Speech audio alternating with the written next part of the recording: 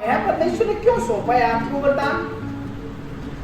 परमेश्वर ने आपको वरदान इसीलिए सौंपा है कि उसका स्वभाव प्रकट हो आपके द्वारा। परमेश्वर का वरदान आपकी जिंदगी में कौन सा है, यह बहुत महत्वपूर्ण बात है। आपके पास परमेश्वर के वरदान है, लेकिन वो वरदान मेरे पास है कौन सा, यह जानना बहुत महत्वपूर्ण है। आज परमेश्वर अपनी कलीसिया को तैयार कर रहा है। भारत की कलीसिया एक बहुत बड़ी समस्या का सामना कर रही है।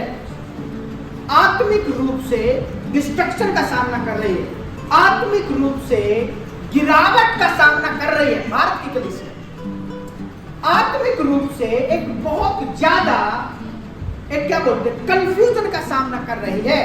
क्यों?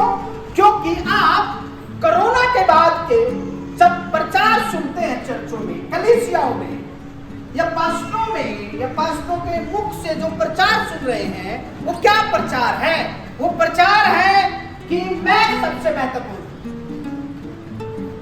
परमेश्वर कहां चला गया मुझे नहीं पता। ये प्रचार करने में बीत गया है एक दशक कि मेरी कलीसिया सबसे बेस्ट कलीसिया है। और प्रभु का वचन कहता है परमेश्वर की कलीसिया पवित्र है, वो किसी की नहीं है। सब बोले हालेलुया। परमेश्वर का वचन से ध्यान हट करके मनुष्य के ऊपर ध्यान चला गया। परमेश्वर के वचन पर से ध्यान हट करके विशेष व्यक्तियों पर ध्यान चला गया, और जब वो ध्यान गया तो आत्मिक रूप से कोलैप्स हुआ है। जब किसी को परमेश्वर का डर नहीं होता तो वहां आत्मिक रूप से तीव्र गिरावट आती है। तीव्र का मतलब होता है बहुत फास्ट। आत्मिक डर का मतलब है कि आप अपने साथ में परमेश्वर को चलता हुआ देख रहे हैं। कुछ कलीसियाएं चमत्कारों पर विश्वास कर रही है। किसी ने पर्स निकाला, पर्स दिखाया और बोला तेरे पर्स में पैसे आ गए। परमेश्वर अपनी महिमा को वचन के द्वारा प्रकट करता है, धन के द्वारा तो बिल्कुल भी नहीं। धन देता है परमेश्वर, लेकिन उस धन पर घमंड करने के लिए नहीं। परमेश्वर का वचन नबी की किताब में प्रभु के बोलता है तेरे घमंड करने का कारण तेरे रथ, तेरे घोड़े, तेरी समृद्धि नहीं होनी चाहिए। तेरे घमंड करने का कारण परमेश्वर होना चाहिए जिसने आपको ये बुद्धि दी। इसीलिए चर्च में एक तीव्र गिरावट है।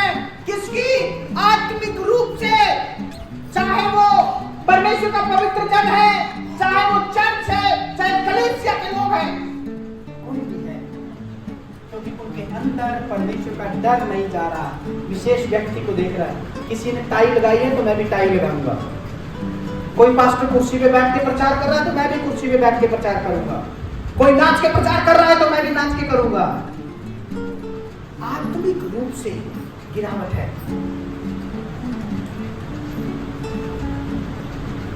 किसी ने बस चला दी तो मैं भी बस चला दूंगा। किसी ने कोई घरों में जा के कह रहा है जी हमारी बस आ रही है, तो कुछ विश्वासी ऐसे होते हैं जो आत्मिक रूप से गिरे हुए हैं। वो अपनी जिम्मेवारियों को भूल करके बसों के लालच में हैं। परमेश्वर अपने वचन पर फोकस करता है। मेरा वचन